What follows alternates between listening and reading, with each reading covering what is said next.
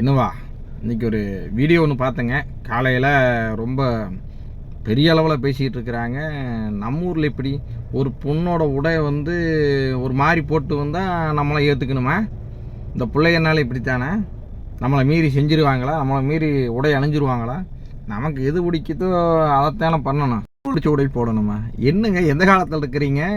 இன்னும் என்ன பெண்கள் என்ன உங்கள் அடிமையா இல்லை உங்கள் வீட்டு வேலைக்காரியா? என்ன இப்படி சொல்லிட்டு இருக்கிறீங்க பைத்தியகாரத்தனமா? எந்த நூற்று இது? 25ஆம் நூற்றாண்டுங்க. 2025 வாழ்ந்துகிட்டு இருக்கிறீங்க. இப்படி கிறுக்குத்தனமா பேசிக்கிட்டு இருக்கிறீங்க. என்ன நீ சொல்லிட்டு இருக்கிற? அப்ப எங்க கலாச்சாரம் என்ன ஆகிறது? எங்க கலாச்சாரமே பெண்கள் தான்.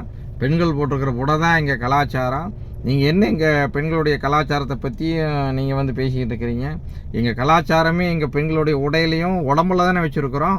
நீ யார் ஐயா அதுக்கு சப்போர்ட் பண்ணிவிட்டு?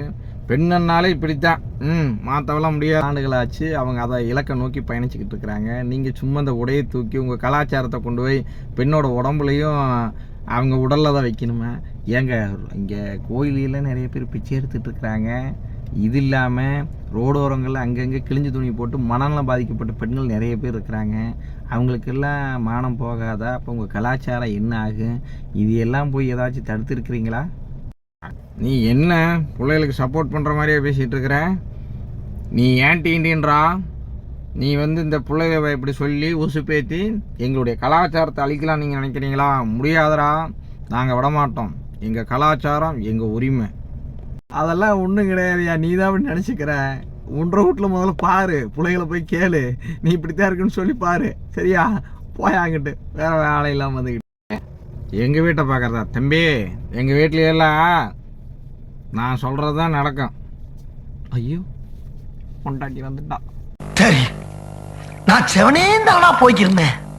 யாரு வம்பு தும்புக்காச்சும் போனனா? கௌரவம்னு என் கௌரவத்தையே ஆரம்பிச்சிட்டீங்களா? ஏய், நீ எந்த ஜில்லாவில் இருந்தாலும் சரி, ஓ உசுறு ஏன் கையில் தான். தம்பி மன்னிச்சிருங்க, இது நான் பதிவு விடல.